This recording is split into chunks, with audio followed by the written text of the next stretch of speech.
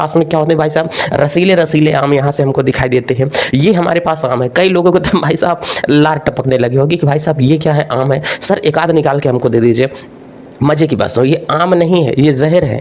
जहर क्यों है सर? मोदी सरकार ने भाई साहब अपने भारत से यहाँ से कहा कि भाई साहब हमारे यहाँ आम बहुत बनते हैं, मैं तुम्हारे यहाँ कुछ आम भेज देता हूँ और तुम इस आम को क्या करो, खा लो। तो नेपाल ने कहा ठीक है भाई, हमारे यहाँ तुम आम भेज दो।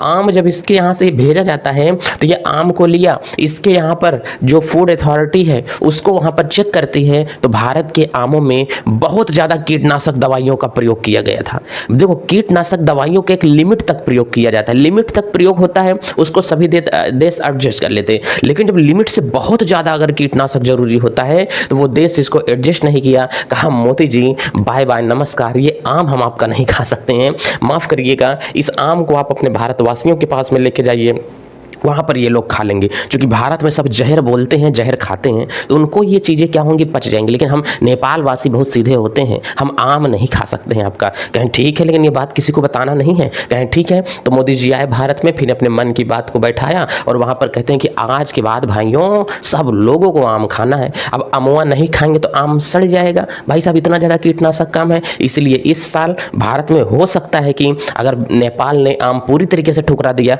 अभी नेपाल के अंदर समझौता चल रहा है कि यार अगर हम लोग आम नहीं लेंगे तो मोदी और चीजें भी नहीं देंगे, जैसे साग सब्जियां होती हैं। बहुत पुराना नाता रहा है कि नेपाल तक जाता है हम लोगों के यहाँ जो सब्जियां वगैरह बनती हैं, ठीक है, तो बहुत व्यापार का आदान प्रदान होता है। तो नेपाल ने यह कहा कि हम भारत के साथ अपना व्यापार नहीं बंद कर रहे हैं, केवल ये जो आम की गुणवत्ता है, जो चीजों की गुणवत्ता है, इनको अगर भारत सही कर लेता है तो हम फिर से आम का आदान प्रदान अपने यहाँ करने लगते हैं। लेकिन भाई साहब माफ करना, ये आम मैं नहीं ले सकता हूँ, क्योंकि इसमें बहुत ज्यादा लिमिट से ज्यादा कीटनाशक दवाइयों का प्रयोग किया गया। अभी वो चीजें भारत में आ गई हैं, ये सत्यापित नहीं हो पाया है कि वो कौन सा कीटनाशक है, कितनी उसकी मात्रा है आम में। भाई साहब ये जो आम है इसमें हमने कहा कि बहुत ज्यादा अगर यहां से कीटनाशक का प्रयोग किया गया है तो वो कौन सा कीटनाशक है, उस कीटनाशक का नाम होगा क्या, ये भारत में आपको उजागर नहीं किया जाएगा। मैं बता रहा हूं पहले कितना कीटनाशक है, कितना यह जहरीला है, ये सब कोई चीजें आपको नहीं बताएंगे। ये कितने, देखो प्राकृतिक चीजें तो नहीं आ रही हैं,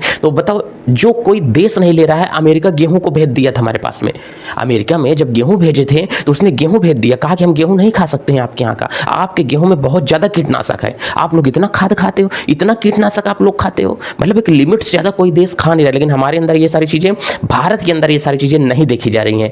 क्या नेपाल ने इस कदम को सही किया है? नेपाल अपनी साइड से इस कदम को सही कदम उठाया है? भारत के साथ में व्यापार को उसने आम के लिए ठुकरा दिया है? अपनी राय को कमेंट बॉक्स में पिन करें। अभी नेपाल अपने आप में खुद हताहत चल रहा है कि क्या करें, कैसे करें। लेकिन नेपाल ने एक कड़ी चेतावनी दे दी है कि यदि भारत अपनी गुणवत्ता को सुधार लेता है तो हम इसके साथ पुराने संबंधों के जैसा व्यापार का आदान प्रदान कर सकते हैं। इस साल भाई साहब भारत में आम सस्ते रहने वाले हैं। एक दो देश और हैं जो कि भारत के आम को ठुकरा दिए हैं, वो भारत के आम को नहीं खा सके हैं। ठीक है, इसी के साथ चलते हैं। अपनी राय को कमेंट बॉक्स में पिन करना ना भूलें। और ये यूट्यूब, फेसबुक और इंस्टाग्राम तीनों जगहों पर चैनल सेम ही है, ज़्यादा से ज़्यादा सपोर्ट करें। और नेक्स्ट वीडियो लेक्चर हमारे पास आने वाली है जियोग्राफी की। जियोग्राफी यदि आपको बेहतरीन तरीके से पढ़ना है तो चैनल को फॉलो कर लें, क्योंकि जियोग्राफी का बहुत ही शानदार सेशन आप लोगों को देखने को मिल रहा है। इसी के साथ चलते हैं। जय भारत।